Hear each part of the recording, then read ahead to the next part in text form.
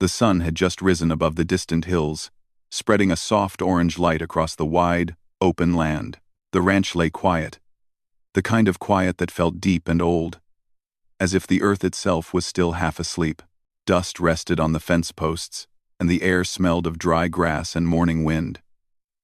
This land had seen many seasons, many footsteps, and many stories that were never written down.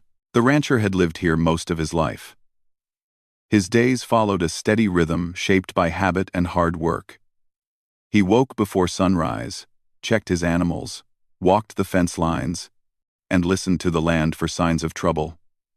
He was not a man of many words, but he understood silence well. Silence could mean peace, or it could mean something was wrong. That morning felt peaceful at first. The cattle were calm, and the wind moved gently through the grass.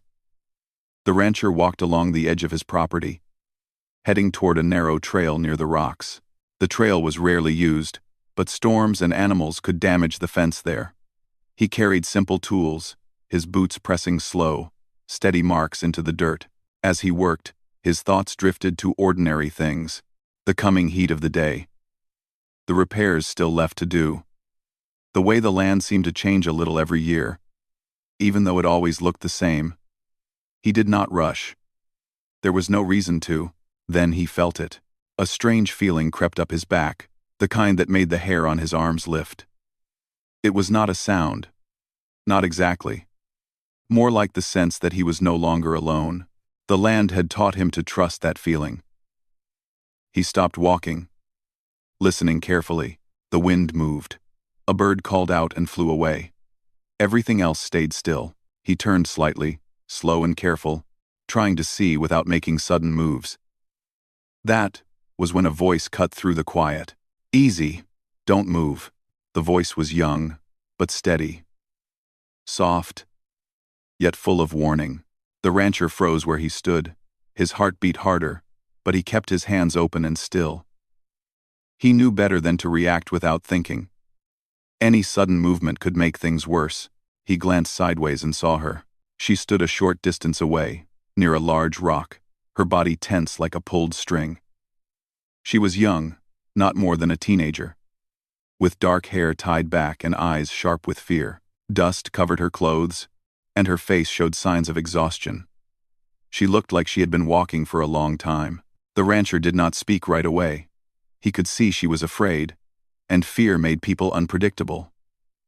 He focused on his breathing, slow and even, hoping she would notice. The girl watched him closely, ready to react to any movement. Her hands shook slightly, though she tried to hide it. This land was not kind to those who were unprepared, and she knew that. She had learned to survive by staying alert, by trusting her instincts more than words. To her, this man was a stranger in a lonely place. She did not know his intentions. All she knew was that she could not afford to be careless. The rancher slowly raised his eyes, not his hands. He wanted her to see his face, not as a threat, but as a human being. Years of living alone had taught him how to read people. Without speaking, he saw the hunger in her eyes, the tiredness, the fear that came from being lost, not just in distance, but in circumstance. "I'm not moving," he said quietly. His voice was calm, rough from age and dust, but gentle. "You don't need to be scared." The words hung in the air between them. She did not answer. Her eyes flicked from his face to his hands, then back again. She listened not just to his voice, but to the way he stood, the way he breathed. People who meant harm often showed it without realizing. The rancher stayed still. The land felt heavier now, as if time itself had slowed. He became aware of every sound, the faint rustle of grass, the distant cry of a bird, the quiet beating of his own heart. He understood something important in that moment. This was not a dangerous person standing before him. This was someone trying to survive. She spoke again, her voice barely above a whisper. "Don't turn around." "I won't," he replied. "You have my word." He meant it. Minutes passed. Or maybe it only felt like minutes. The girl shifted her weight, clearly struggling between fear and exhaustion. Whatever strength had carried her this far was running thin. The rancher took a small risk. He lowered himself slightly, bending his knees just enough to show he was not trying to challenge her. He did it slowly, giving her time to react. "I'm just a rancher," he said. "This is my land. I won't hurt you." She swallowed hard. Her grip loosened a little, though she did not step back. The distance between them remained, filled with unspoken history and uncertainty. The land had seen many encounters like this before, some ending badly, others quietly changing lives. The girl's thoughts raced. She remembered warnings, stories told around fires, lessons passed down about strangers in danger. But she also remembered the empty feeling in her stomach, the long nights, the wrong turn that had led her here. She was tired of running. The rancher sensed the shift. He spoke again, softer now. "You look like you've been walking a long time." That simple sentence broke something open. Her shoulders sagged just a little. Not in surrender, but in relief. She nodded once. "I have water," he said. "If you want it, I can set it down and step away." She hesitated. Trust did not come easy, but her body needed what he offered. "Slow," she said. "Slow," he agreed. With careful movements, he reached for the canteen at his side, moving like the land itself, steady, patient. He placed it on the ground between them and stepped back, hands open, eyes lowered slightly in respect. The girl did not move right away. She watched him step back, watched him keep his promise. Finally, she took one cautious step forward. The rancher did not look directly at her then. He stared at the horizon instead, giving her space, understanding that safety sometimes meant being unseen. As she picked up the canteen, her hands trembled. She drank carefully, not knowing if this moment would last or vanish. The water was cool, and it grounded her in the present. Behind her fear, something else stirred. Hope, small but real. The rancher spoke once more, his voice barely more than the wind. "You're safe now." He did not say it as a promise of control, but as an offer. The land listened. And for the first time that morning, the silence felt different, not empty, but waiting. The girl did not lower her guard even after drinking the water. She held the canteen close for a moment, as if afraid it might disappear. Her eyes stayed on the rancher, watching every small movement. Trust, for her, was not something given quickly. It had to be earned, step by step. The rancher stayed where he was. He knew that pushing too hard would break the fragile calm between them. He had seen fear before, in animals caught in storms and people lost to the land. Fear did not listen to logic. It listened to patience. "You can keep it," he said quietly, nodding toward the canteen. "I have more." She hesitated, then nodded once. Her grip loosened slightly. The tightness in her shoulders eased, just a little, but her eyes remained sharp. She took a small step back toward the rock, creating space again. Distance made her feel safer. The rancher understood. He did not follow. For a while, neither of them spoke. The sun climbed higher, warming the ground. The early morning chill faded, replaced by the steady heat of the desert. The land seemed to breathe again, as if the tension had lifted enough to allow time to move forward. The girl finally spoke, her voice low. "I didn't mean to come here." "I figured," the rancher replied gently. She looked surprised, as if she expected questions or blame. Instead, she found calm acceptance. That confused her more than anger would have. "I was with my family," she said after a pause. "We were traveling. Something went wrong." She stopped there, unsure how much to say. Words were heavy. Each one carried memories she was not ready to fully touch. The rancher nodded, listening without interrupting. He did not press her to continue. Some stories came out only when they were ready. "This land can be tricky," he said. "Even for folks who know it well." She studied his face again, searching for signs of dishonesty. She found none. His eyes held no rush, no hunger for information, just understanding. "How long have you been out here alone?" he asked, careful with his tone. She thought for a moment. 2 days, she said. Maybe more. 2 days. Tracks. 2 days. Tracks. She thought for a moment. That answer worried him, but he did not show it. 2 days alone in this land could drain even the strongest person. He admired her strength, even as he worried about how close she might be to her limit. You did well to keep going, he said. Not everyone can. She looked down at the dirt, unsure how to respond. Praise felt strange to her, especially from a stranger. Still, something about his words warmed her. Like a small fire against a cold night, the wind shifted, carrying the smell of dry earth and distant rain. Clouds gathered far away, thin and uncertain. The rancher glanced at the sky. Weather could change quickly here. You got a name? He asked, softly. She hesitated again. Names were personal. Names tied people together. After a moment, she answered, Ayanna. It's good to meet you, Ayanna, he said. I'm Thomas.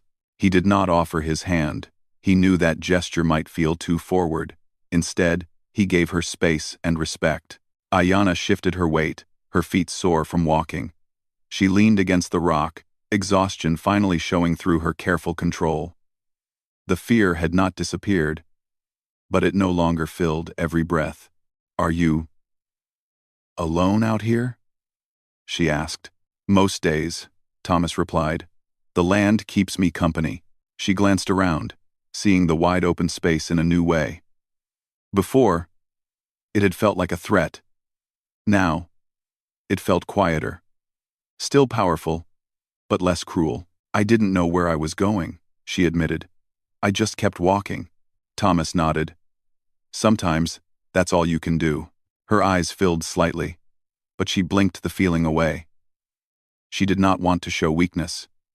Weakness had never helped her before. I was scared, she said, her voice barely steady. That makes sense, he replied. Anyone would be. The simple acceptance in his words broke something inside her. She had expected judgment, or advice, or questions. Instead, she received understanding. It felt unfamiliar, but comforting. She took another small step closer, not realizing she was doing it. The distance between them shrank, though she still kept enough space to feel in control. Thomas noticed, but said nothing. He did not want to draw attention to the shift. Trust, once noticed, often retreated. You hungry? He asked after a while. Her stomach answered before she could. The sound made her flush with embarrassment. She looked away. I have food, he said. Simple stuff. Bread. Fruit. You can eat here, or we can walk a bit. Your choice. She considered the offer. Walking sounded hard, but staying also felt risky. She weighed her options carefully. Here, she said finally. For now. All right, he agreed. He moved slowly, taking out a small bundle of food and placing it on the ground, then stepping back again. He treated each movement like a promise kept. Ayanna crouched, careful and tense, but hunger won. She ate slowly, savoring each bite. With every mouthful, strength returned to her body, and the fog in her mind began to lift. Thomas watched the land instead of her, giving her privacy. He listened to the sounds around them, alert but calm. This moment mattered. One wrong move could undo everything. As she ate, Ayanna felt the world soften. Her breathing slowed. Her thoughts stopped racing quite so fast. For the first time since she had been separated from her family, she felt like she might be okay. When she finished, she wrapped the leftover food carefully. She did not waste anything. Waste was a luxury she could not afford. Thank you, she said quietly. You're welcome, Thomas replied. Silence returned, but this time it felt different. It felt shared. Ayanna looked out across the land, seeing it not just as a place of danger, but as a place where someone had chosen kindness. That choice stayed with her, settling deep in her chest. Thomas sensed that this moment was important, not just for her, but for him too. In a life shaped by routine and solitude, This encounter reminded him why patience and respect mattered. Neither of them knew what would happen next. The future remained uncertain.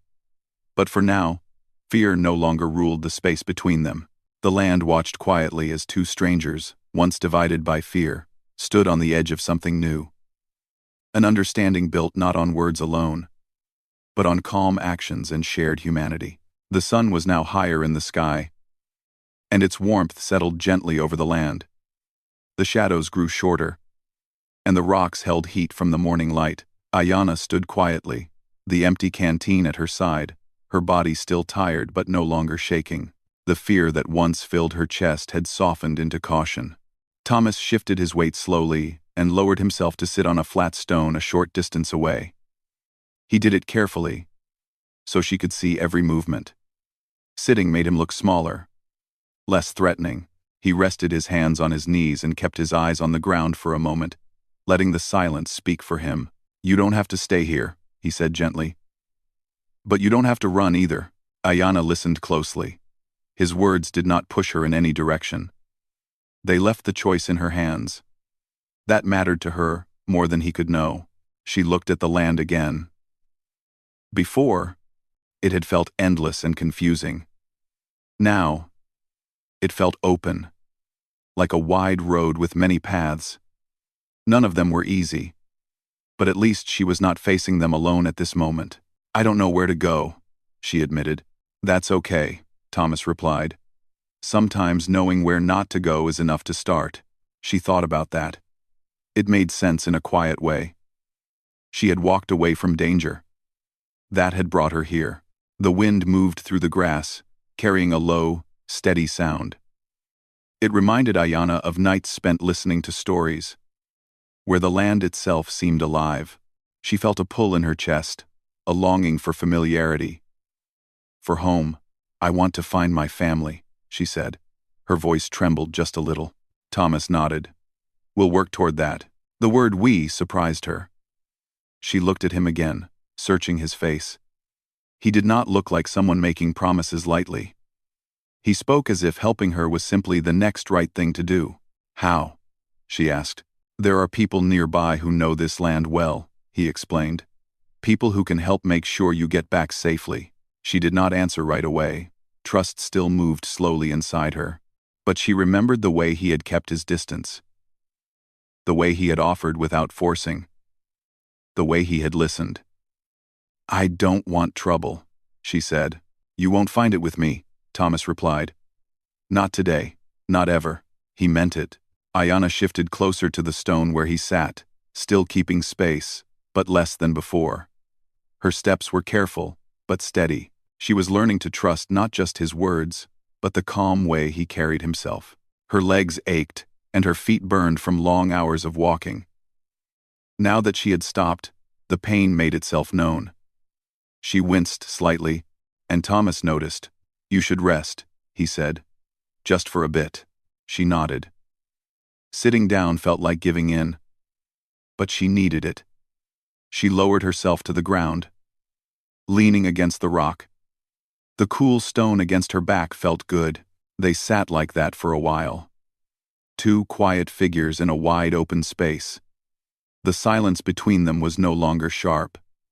It was soft, filled with shared breathing and the sounds of the land.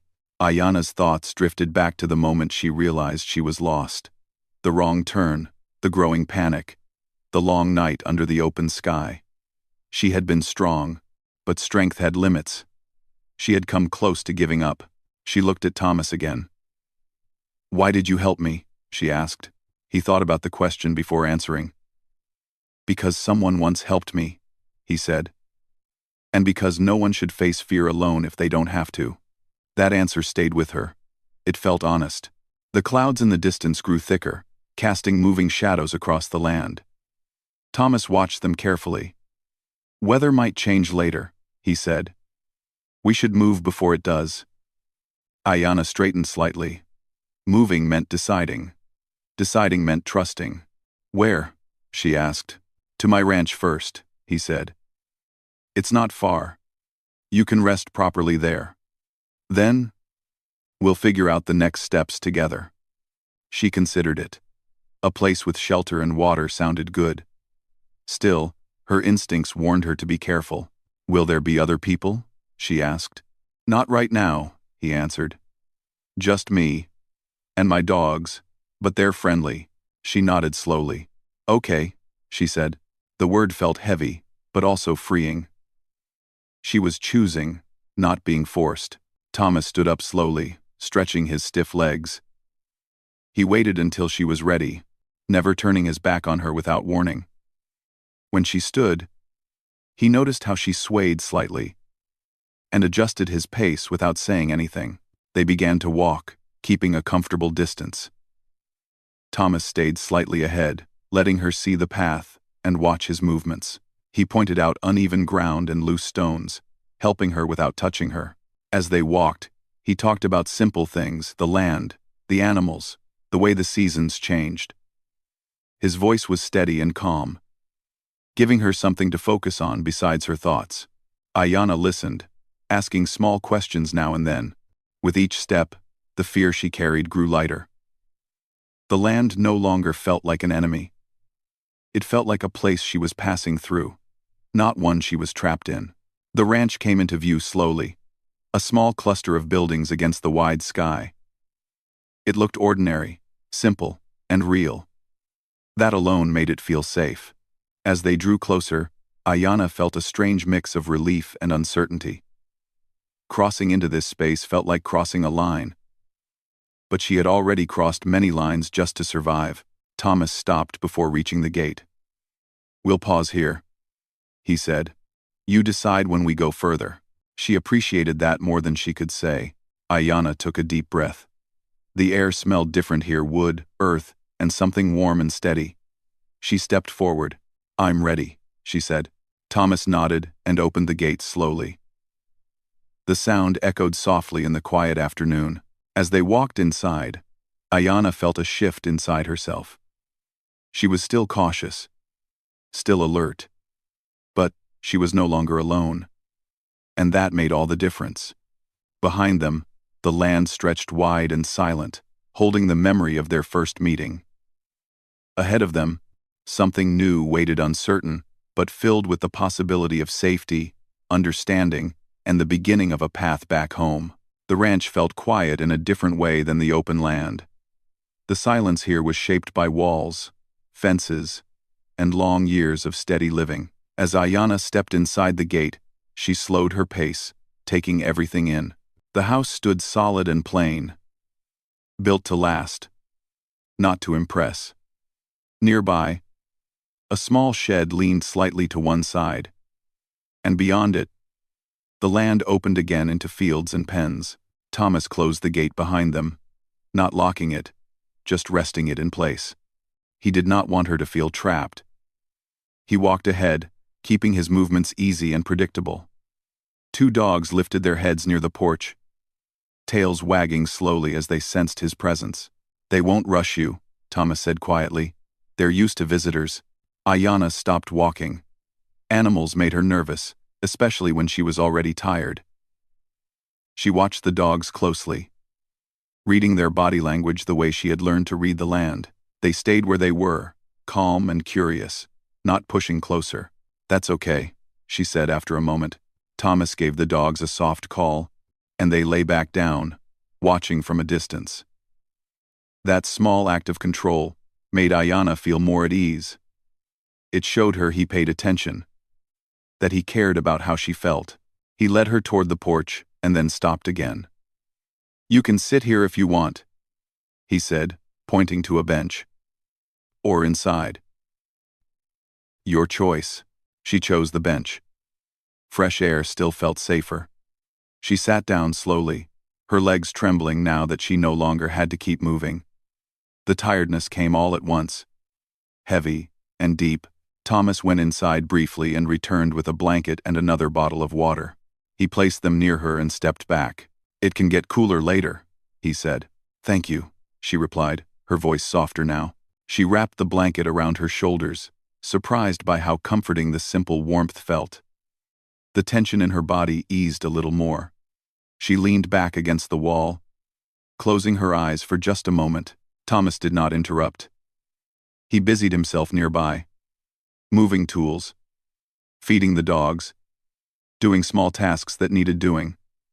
He stayed close enough to help, but far enough to give her space. The sound of his steady movements grounded her. After a while, Ayana opened her eyes.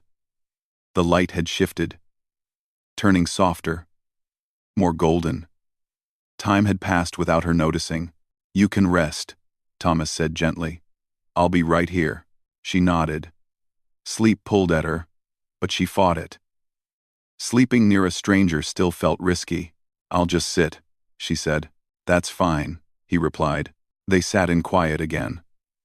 The ranch felt like a place where time moved slowly, where nothing demanded immediate attention. Ayana found herself breathing more deeply. Her thoughts no longer racing. She watched Thomas as he worked. Everything he did had a rhythm. He moved like someone who knew his place in the world. That steadiness made her feel calmer. "Do you live here alone?" she asked. "Yes," he answered. "Have, for a long time." "Don't you get lonely?" He thought about it. "Sometimes," he said. "But the land teaches you how to listen.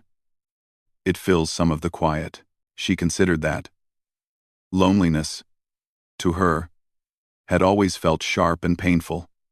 Maybe there were different kinds of quiet. As the afternoon wore on, clouds gathered closer, just as Thomas had predicted. The air grew heavier, and a distant rumble echoed across the sky. "We might get rain," he said.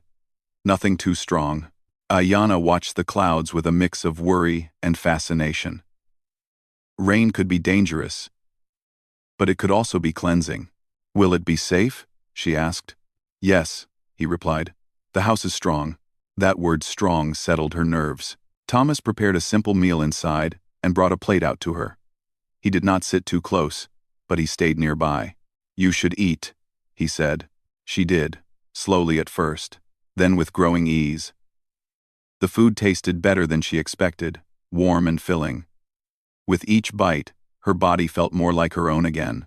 After she finished, she surprised herself by speaking. "When I got lost, I thought the land was against me." Thomas listened carefully.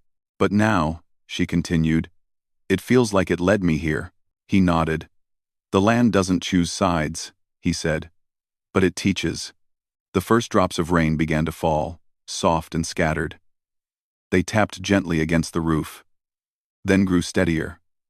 The sound wrapped around them, calming and constant. Thomas stood. "You can come inside now if you want. Or stay here." She watched the rain for a moment, then stood slowly. "Inside," she said. He opened the door and stepped aside, letting her enter first. The house smelled of wood and warmth. It was simple, clean, and welcoming. Nothing felt hidden or threatening. He showed her a chair near the window and then stepped back again. The dogs lay near the door, quiet and relaxed. As the rain fell harder, Ayana felt something she had not felt in days: safety. Real safety. Not the kind built on fear and constant alertness, but the kind built on trust and shelter. She leaned back in the chair, exhaustion finally winning. Her eyes grew heavy. And this time, she did not fight it. Thomas noticed and spoke softly. "You can sleep. I'll wake you if anything changes." She hesitated for just a second, then nodded. "Okay." She closed her eyes, the sound of rain filling the space where fear once lived. Her breathing slowed, deep and steady. Thomas watched over her quietly. He knew this was an important moment. Sleep meant trust, and trust carried responsibility. Outside, the rain washed over the land, smoothing dust and cooling the earth. Inside, two lives paused, connected by a simple act of kindness. Ayana slept, wrapped in warmth and quiet.